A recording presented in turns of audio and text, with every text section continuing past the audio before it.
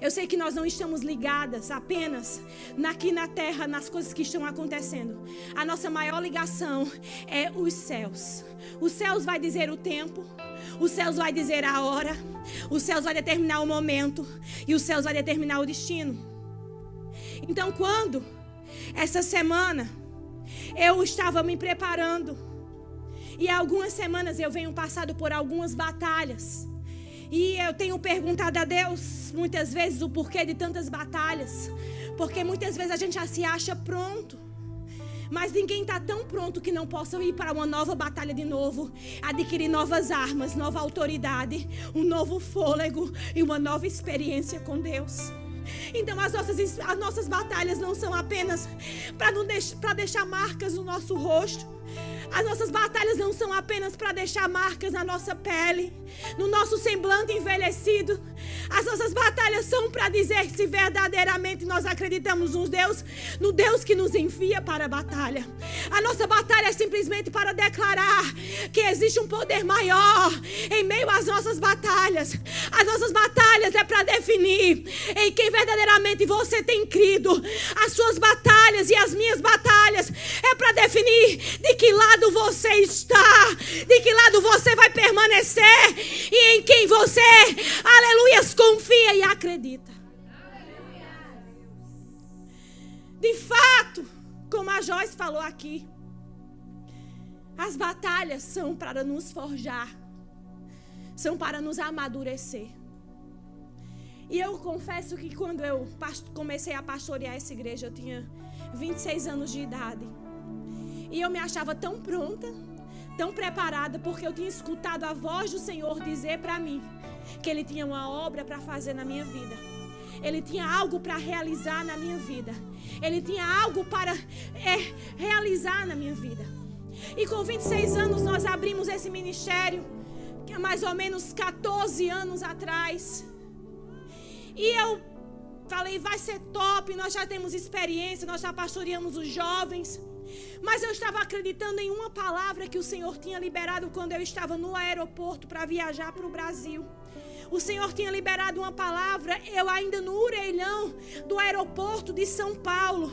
Coloquei lá um cartão e liguei para minha mãe espiritual. Eu disse, estou no Brasil. Ela disse, não te preocupas, porque eu estou estabelecendo algo que eu prometi a ti e o teu. E eu falei assim, meu Deus, e uma bandeira vai ser hasteada, e vidas serão mudadas, o lugar já está sendo pronto. E aí a gente começa a se gloriar com a confirmação daquilo que a gente escuta da parte do Senhor, daquilo que o Senhor já colocou no nosso coração. Mas é bom se gloriar com aquilo que Deus fala ao nosso respeito, é bom se gloriar com aquilo que Deus fala ao nosso respeito. Mas a gente muitas vezes não espera que aquilo que Deus fala a nosso respeito vai nos levar para um campo de batalha, vai nos levar para a peleja, e muitas vezes vai ter que doer para poder sarar, muitas vezes vai ter que arrancar o tampão do seu pé para poder você usar uma pomada, usar um curativo, esperar ali, curar, como é que fala? Cicatrizar para você colocar um sapato de novo nos pés. Porque a coisa mais incomodada do mundo é você calçar um sapato com os seus pés machucados. E muitas vezes na batalha vai acontecer isso. Você vai machucar os seus pés. Você vai ter que sentar, pôr a pomada, pôr o band-aid e fazer o curativo para depois calçar os sapatos de novo. Isso te diz que você não é guerreiro? Isso te diz que você não é um soldado? Isso fala que você é despreparado? Não. Isso fala que você está pronto para sofrer por amor àquilo que Deus determinou para a sua vida. Você está pronto para esperar o tempo que for para que as coisas aconteçam. E de fato que eu vi que inúmeras vezes na palavra do Senhor Jesus, Ele fala de pessoas que conquistaram, Ele fala de pessoas que alcançaram.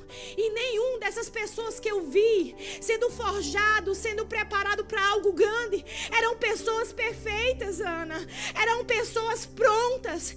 Eu vi o Senhor levando para os heróis da fé uma prostituta. Eu vi o Senhor levando para a galeria dos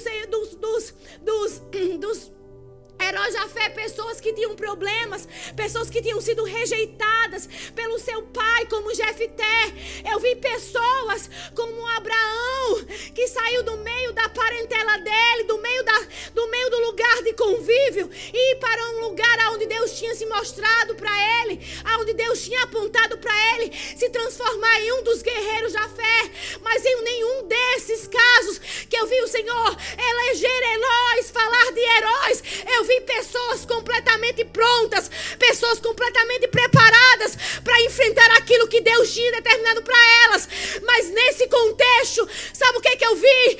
Eu vi eu e você sendo forjada para algo muito maior. A palavra do Senhor diz em Hebreus capítulo 11, e eu quero ler para vocês.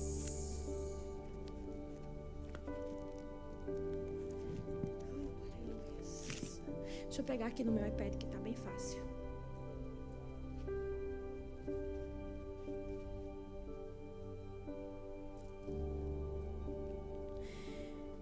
Hebreus capítulo 11, a partir do verso 4, diz assim a palavra do Senhor.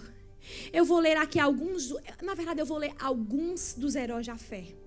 A palavra diz que Abel, Deus aceitou o seu sacrifício porque tinha fé.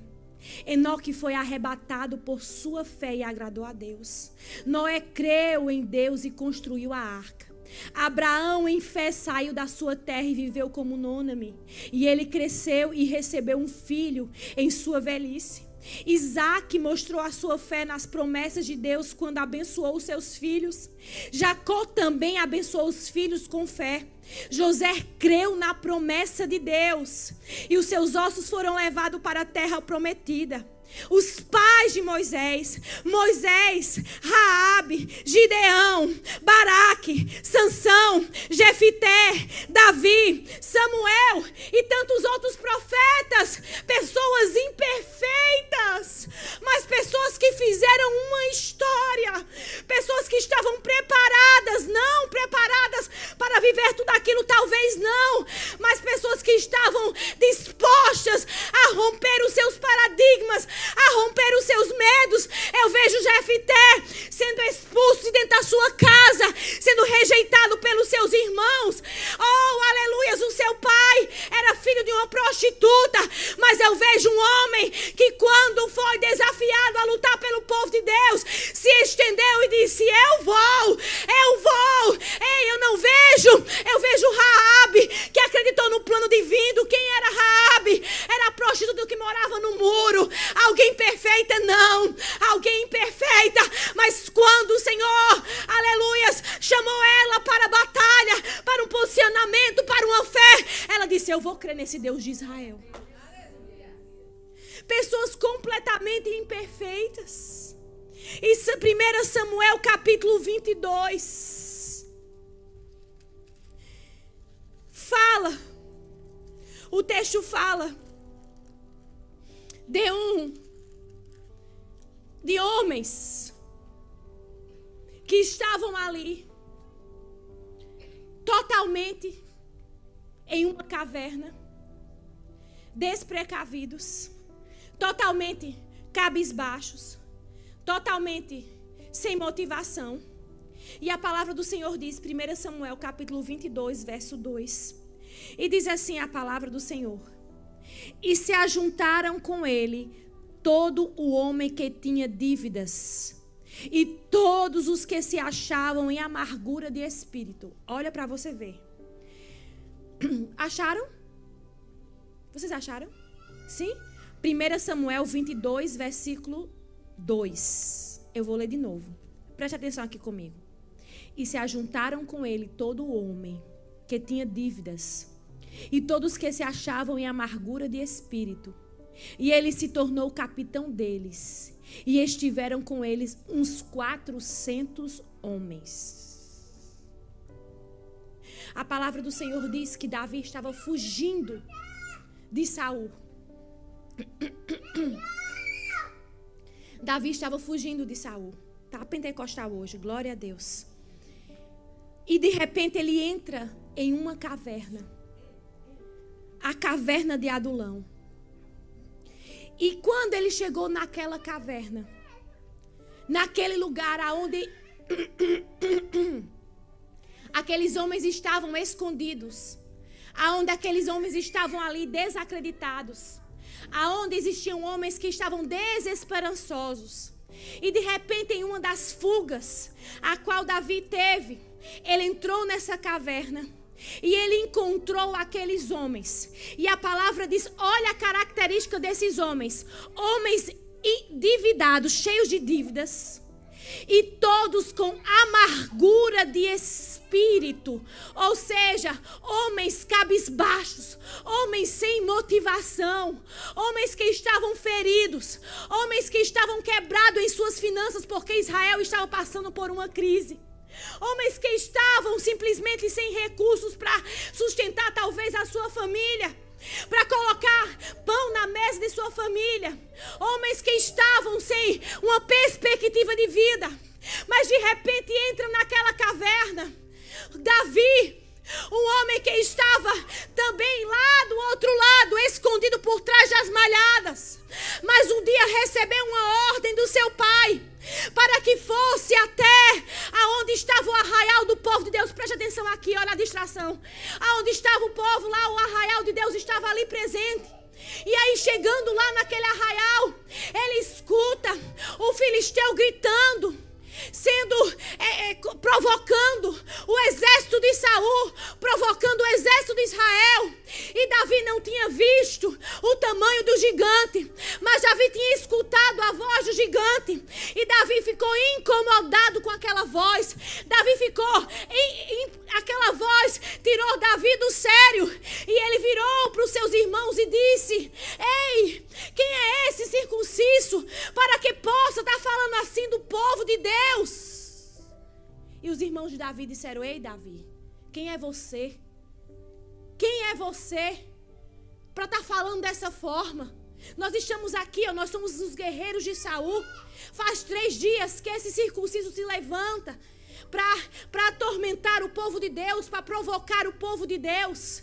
Mas Davi disse: não, eu vou me colocar em frente à batalha e esse incircunciso irá cair por terra. E isso chegou aos ouvidos de Saul. E apresentaram Davi a Saul e colocaram as armaduras de Saul em Davi. Só que as armaduras de Saul em Davi não foi boa. As armaduras de Saul em Davi não foi confortável. Ele não conseguia se mover, ele não conseguia se movimentar, ele não conseguia levantar a espada, ele não conseguia sair do lugar. Então, de repente, ele pegou e disse: deixa eu tirar essas armaduras aqui, porque isso aqui não serve para mim. Eu tenho uma estratégia. Quando veio o urso e o leão, eu os matei. Nunca deixei nenhum desses vir querer a malhada dos meus pais, devorar as ovelhas do meu pai. Eu sei o que eu estou fazendo, praticamente isso. Então chega lá Davi, mata o filisteu, derrota o filisteu. E depois toda Israel começa a proclamar quem que era Davi, a provocar a ira de Saul. Então começa uma perseguição de Saul a respeito de Davi, sendo que o mesmo já tinha sido usado para expulsar os demônios que havia sobre a vida de Saul. Mas Saul não se conforma e começa a perseguir Davi. E Davi, tendo respeito sobre a unção de Saul, fugia para não tocar na vida dele, fugia para não vir fazer algo contra a vida dele, porque ele tinha respeito daquilo que Deus tinha realizado através da vida de Saul. Mas chegou um dia, em meio a essas fugas, Israel estava passando por um momento difícil, e ele entra em uma caverna. E ele se depara com homens desacreditados. Homens que estavam feridos. Homens que não sabiam, talvez, o que era ficar na frente de um exército e ter armaduras bonitas. Homens, talvez, que não sabiam, muitas vezes, os modos de comer direito. Homens, talvez, que nunca tinham pisado em um palácio. Homens que nunca pertenceram à elite do exército de Saul. Mas ele se identificou com aqueles homens, sabe por quê?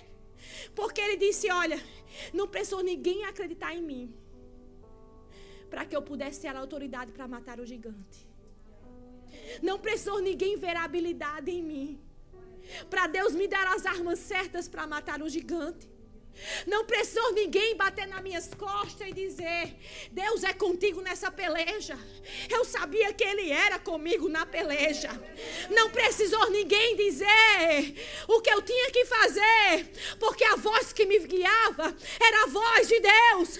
Então quando Davi entra na caverna de Absalão, ele vê a característica daqueles homens, a mesma que ele, homens desacreditados, que estavam fugindo de alguma coisa. Davi fugia de Saul, aqueles homens fugiam da dívida, do desespero, da falta de esperança, mas ele disse, se eu conseguir forjar esses homens, eles serão os melhores guerreiros de Israel. Não é sobre as suas habilidades. Deus nunca me chamou pelas minhas habilidades, porque eu não sei falar direito, eu gaguejo, vocês sabem aqui muitas vezes que eu gaguejo. Você sabe que muitas vezes eu escrevo as frases cortadas, que as meninas têm que me ajudar. Você sabe das minhas dificuldades que eu já falei aqui nesse altar. Mas é sobre as minhas dificuldades, nem sobre as minhas habilidades. É sobre o que Deus pode fazer através de um coração que se disponibiliza a lutar pela causa certa. O que eu quero mostrar para vocês nessa noite é que não eram homens separados, perfeitamente separados. Não eram homens que estavam lá, todos bonitinhos, com cabelos de gel, com as roupas bonitas. Eram homens que estavam desesperançosos da vida. Mas chegou alguém naquela caverna que tinha a habilidade de ativar desacreditados, que tinha a habilidade de acreditar naqueles que ninguém acreditava. 2 Samuel capítulo 23. O Senhor fala sobre os feitos de um desses homens. Eram 400. E o Senhor separou alguns desses homens para dizer as suas habilidades. O que eu quero dizer para você nessa noite, mulher, é que você pode ser uma aqui dentro nessa noite que o Senhor está forjando para viver algo maior. O que eu quero dizer para você nessa noite é que você não vai olhar para as suas batalhas apenas pela parte da dor. Aqueles homens, olha, deixa eu falar uma coisa para vocês. Aqueles homens, antes de Davi entrar na caverna, estavam atribulados de espírito. Estavam desacreditados e endividados. Mas bastou uma palavra, bastou uma ordem de um homem certo, que aqueles homens começaram a ter uma perspectiva diferente das suas batalhas. Bastou um olhar diferente, que a geografia, a visão daqueles homens começaram a ser mudadas, começaram a ser transformadas. Eu não sei as batalhas que você tem enfrentado, mulher. Eu não sei as batalhas que você tem sofrido no seu particular. Só Jesus sabe. Cada um aqui enfrenta uma batalha. Você não é único em batalha nenhuma. Cada um aqui tem um filisteu para matar todos os dias. Cada um aqui tem um incircunciso para matar todos os dias. O que eu quero dizer para você é que se você se posicionar de uma maneira diferente em suas batalhas, você será conhecido como as guerreiras de Deus, como a guerreira que não simplesmente luta quando está favorável. 2 Samuel capítulo 23, verso 8, diz assim: e estes são os nomes dos valentes que teve Davi: Josebe Bassete, o Taquemoni, que se assentava na cadeira dos principais dos capitões. Era este Adino, o Ezanita, que numa batalha matou com sua lança a 800 homens de uma vez só. Preste atenção nessa palavra. O primeiro guerreiro, aquele lá, que estava com o espírito angustiado, aquele homem que estava lá, abatido, aquele homem que estava lá cheio de dívida, aquele homem que estava lá sem perspectiva, em um dia de batalha, ele consegue, com sua lança, gente, tá um barulho ali atrás, com sua lança, de uma só vez, matar 800 pessoas. Agora me diga uma coisa, isso é poder natural? Isso, eu quero falar para vocês, isso é a força de um braço de um homem? Essa é a força de um braço de um homem? Um homem sozinho, por si, em uma só flechada, consegue por si só matar 800 homens? Me diga, responda na sua lógica. Uma pessoa com uma flecha matar 800 pessoas, me diga se consegue, sim ou não? Com a força do seu braço consegue? Com suas habilidades consegue? Mas com a sua disposição consegue. O que eu quero falar para você é que quando ele fala desse guerreiro, ele fala da visão que esse guerreiro tinha. Ele fala da possibilidade de ver aquele exército já caído por terra. Ele fala da chance. Qual era a chance nos teus olhos de 800 homens morrer de uma flechada só? Diga para mim. Qual é a chance? Nenhuma. Muitas vezes você se vê assim na batalha. Qual é a chance de eu vencer a minha batalha, pastora? Eu olho, com a minha lança eu não consigo atirar para matar os gigantes que se levantam contra mim. Pastora, com a minha força eu não consigo enxergar a vitória. Com a minha força eu não consigo ver a possibilidade de vencer essa batalha que eu enfrento há tantos anos. Com a minha força eu já tentei e não deu certo. Mas o que eu quero dizer para vocês, Deus chamou aquele homem porque ele sabia que ele não ia vencer a guerra pela visão que ele tinha terrestre, mas pela visão que ele tinha do céu. Deixa eu te falar uma coisa, este homem, Josebede, ele não venceu 800 homens com a visão terrestre, foi com a visão divina. Deus quer transformar guerreiras aqui nessa noite. Ele quer transformar a tua visão. Ele quer transformar a maneira como você olha as suas batalhas.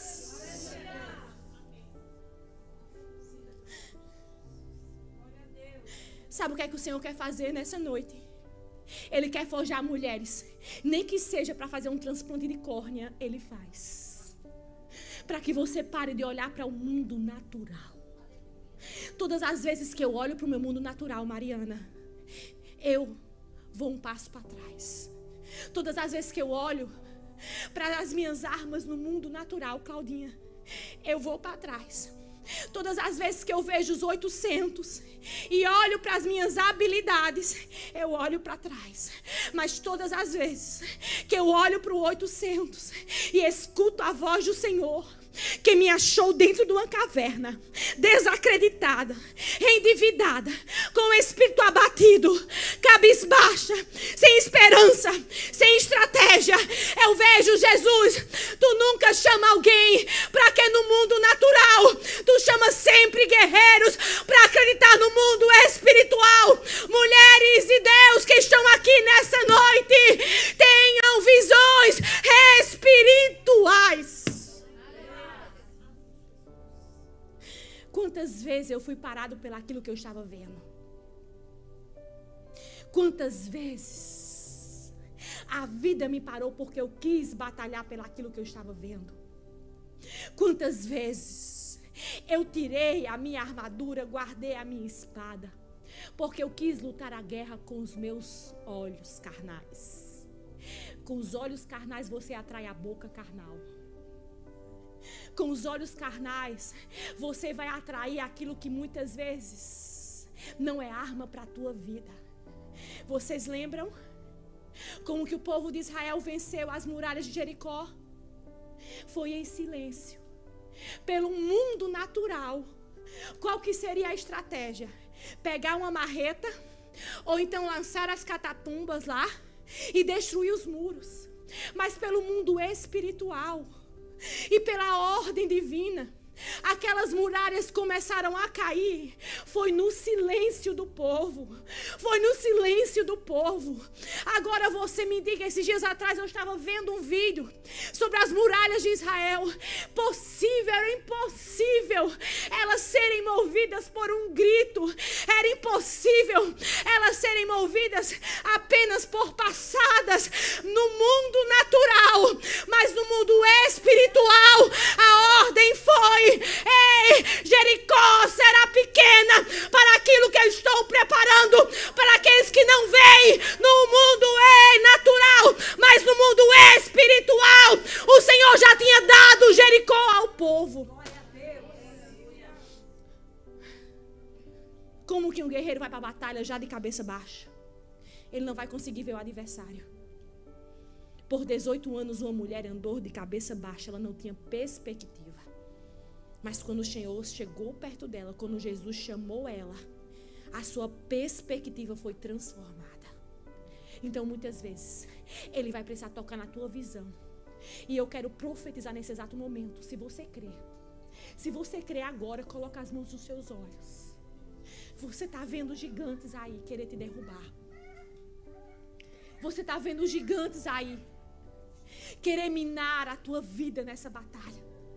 Você está vendo gigantes aí dizer que você não consegue, dizer que você era uma derrotada, dizer que você só vai viver isso mesmo, que nada vai mudar na tua vida.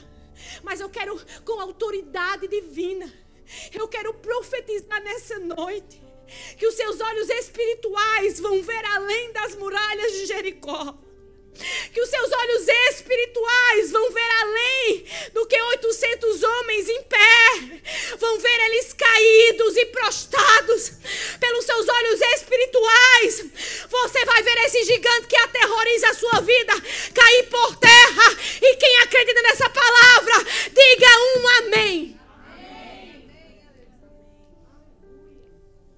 Se o homem fosse olhar os 800, ele não tinha pegado a sua lança, ele tinha corrido. Não olhe as circunstâncias. Não olhe as circunstâncias para fazer alguma coisa. Não olhe as circunstâncias para se mover por alguma coisa. Não olhe. Deus fala para você aqui nessa noite. Não olha as circunstâncias para se mover, ou na batalha, não olha.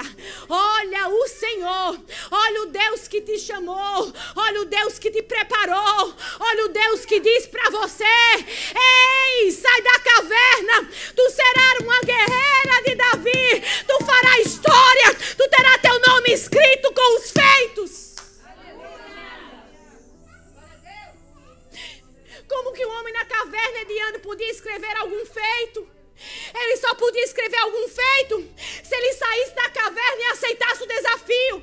Deus está falando para mulheres aqui: saia da caverna, aceite desafio para escrever a sua história. O segundo guerreiro, eu só vou falar de 3 aqui. O nome dele era Eleazar.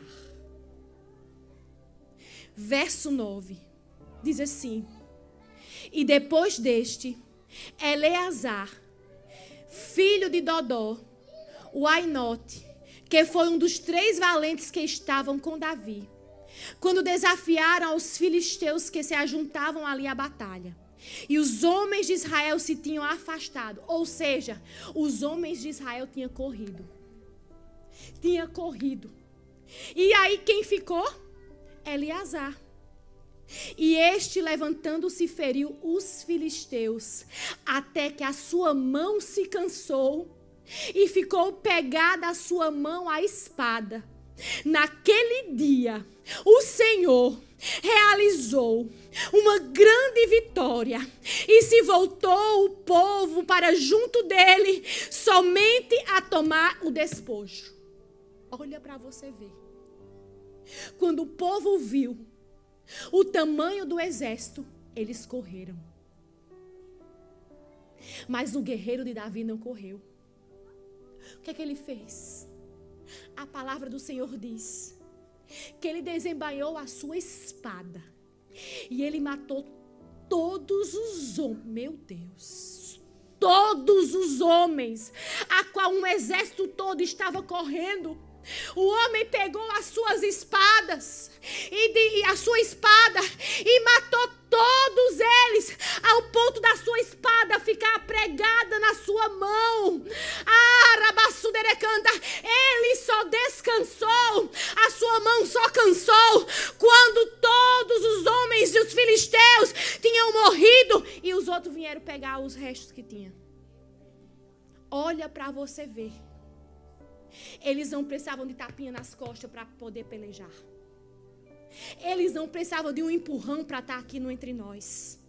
Eles não precisavam ficar sendo motivados por nada para ir para a batalha. Simplesmente o homem se posicionou em perseverança. Simplesmente o homem disse assim: eu vou perseverar. Eu não tenho nada a perder. Eu estava em uma caverna desacreditado. Eu estava em uma caverna completamente desiludido. Eu estava em uma caverna completamente sem esperança. Mas eu quero dizer, enquanto esses homens estão correndo, eu vou pegar a minha espada. E a palavra diz: e o Senhor realizou grande vitória através da espada daquele homem. Essas batalhas assim não é mérito nenhum humano. As nossas batalhas não tem mérito humano, não. A Bíblia deixa bem claro. Ele pegou a sua espada. Ele teve atitude. Davi ficou dizendo: vai, pega a espada. Meu amigo, quem sabe quem é, ele pega a espada sem ninguém mandar. Quem sabe a voz que está falando, ele pega as suas... Peraí, é para fazer isso aqui? Não vai mais me derrubar. Não vai mais me roubar. Não vai mais tirar minha paz. É para lutar? É para matar? É para matar gigante? É para matar gigante. É para derrubar gigante? É para derrubar gigante. É para derrubar um exército inteiro? É para derrubar um exército inteiro. Nessa noite eu quero dizer para você: você não precisa de empurrão para pegar a sua espada nessa noite e matar os gigantes que estão diante de você. Só um espírito perseverante que fez aquele homem enxergar que Deus iria ser com ele. Sabe como o espírito de um guerreiro é forjado? Sabe? Como é que um espírito de um guerreiro é forjado? Tendo a certeza que o Senhor é com ele. A primeira coisa que Davi fez, quando ele pecou contra Deus, ele disse: não te afaste de mim o teu espírito. Porque Davi sabia que não foi a funda de Davi que matou Golias. Que não foi a funda de Davi que matou o urso e o leão. Que não foi as habilidades de Davi que levaram ele àquela posição. Mas foi o Espírito Santo de Deus que estava sobre ele quando ele foi ungido na casa de Jessé. A palavra do Senhor diz que veio o Espírito sobre Davi. No dia que Samuel derramou o azeite sobre a cabeça de Davi, a palavra diz que veio o Espírito sobre Davi. O que eu quero dizer para você nessa noite, o que vai fazer você perseverar em meio às suas batalhas, o que vai fazer você ser estimulado em meio às suas batalhas, é o Espírito que habita em você. E eu quero dizer para você nessa noite: acorde, minha irmã, acorde, porque eu tô aqui pegando fogo. Coloca a mão sobre a tua cabeça. Nessa hora, eu quero que você use aquilo que Deus tinha te dado, que são as tuas mãos. Coloca a mão sobre a tua cabeça nessa hora. A palavra diz: coloca a mão, Mariana, sobre a tua cabeça nessa hora. Coloca a mão sobre a tua cabeça, recebe essa palavra. Coloca a mão sobre a tua cabeça. O que fez aquele homem matar todo um exército de filisteu foi o Espírito do Senhor que habitava nele. Foi o Espírito do Senhor que habitava nele. Nessa noite você irá se revestir do Espírito do Senhor. Nessa noite você será cheia do Espírito do Senhor. Nessa noite Ele irá tomar conta da tua mente. mudando a tua visão, trazendo um espírito de batalha, e não de covardia, trazendo um espírito de perseverança, e não de tristeza, e não de dificuldade. Mulheres de Deus, nessa noite, sejam revestidas pelo Espírito Santo de Deus.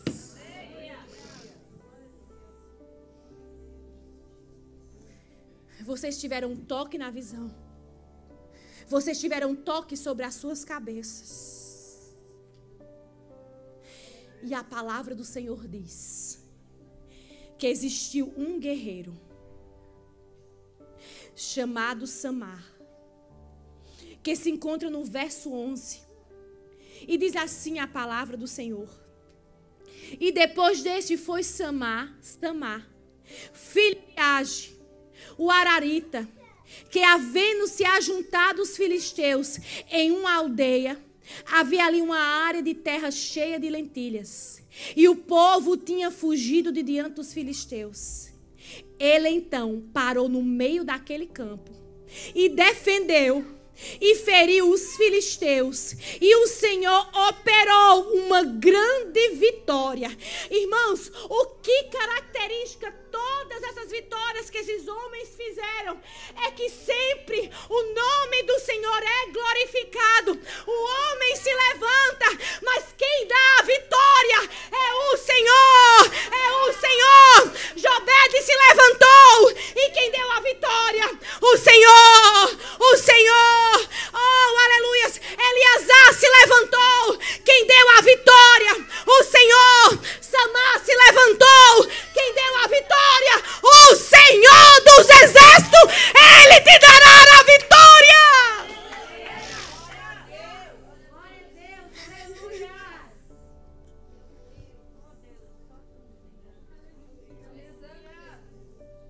Vocês entendem que é necessário ele vir sobre uma visão, sobre a cabeça de vocês. E este homem se posicionou no meio de um território. Sabe o que acontecia? Sabe o que a história diz? O povo de Israel plantava. Quando eles estavam num tempo de colheita, os filisteus vinham lá e roubavam toda a colheita do povo.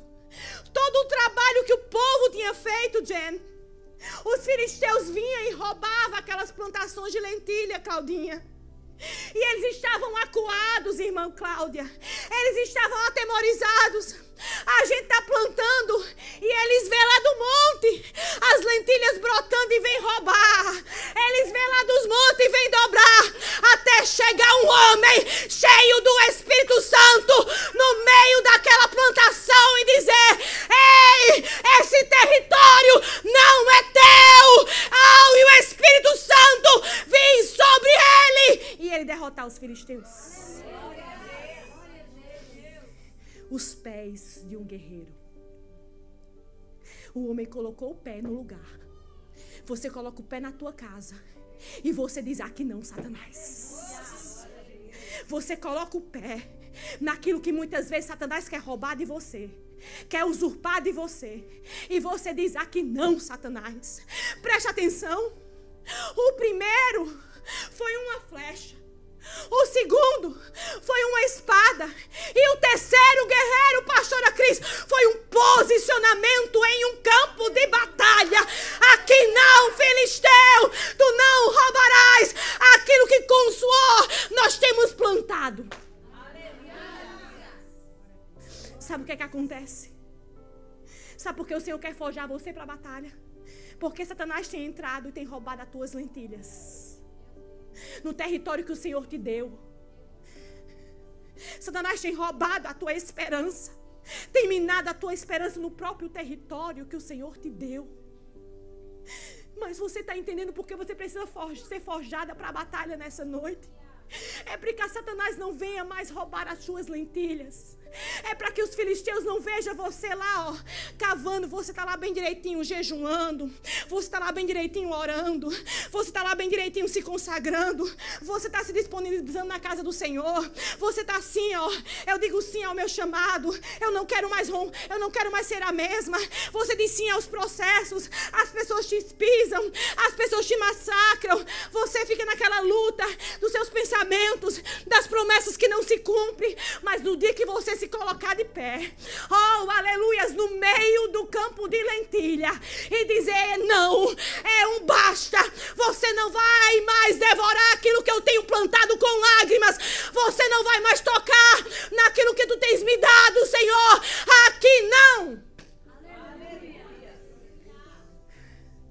Eu achei tão forte. Foram 400 homens. Existem outros lá. Eu vou citar só esses 3, porque eu vi 3 homens que lutaram de uma forma diferente. E todos foram capacitados pelo Senhor. Está falando lá. E o Senhor deu a vitória. E o Senhor deu a vitória. Deus está te forjando nos campos de lentilha. Satanás não vai mais roubar. Não vai mais tirar. Não vai mais lembrar. Não vai mais trazer a memória. Não vai mais te acusar. Não vai mais dizer nada contra ti. Porque nessa noite tu se levanta e tu diz assim: aqui não. Nas minhas plantações tu não vai mais tocar. Eu quero dizer para você nessa noite que nas tuas plantações que tu tem derramado aqui nesse altar, que tu tem deixado aqui nesse altar, que tu tem construído na tua casa, no teu quarto, no teu carro, muitas vezes trabalhando, nos banheiros quando tu tá limpando, no teu trabalho, eu quero dizer para você nessa noite, você se colocará de pé. Nessa hora eu falo com a voz profética. Na tua visão ele não vai mais te roubar. Na tua mente ele não vai mais te roubar. Agora você vai se levantar, porque sobre o teu território ele não vai mais vencer. Levanta, guerreira. Jusara entendeu. Cadê o louvor?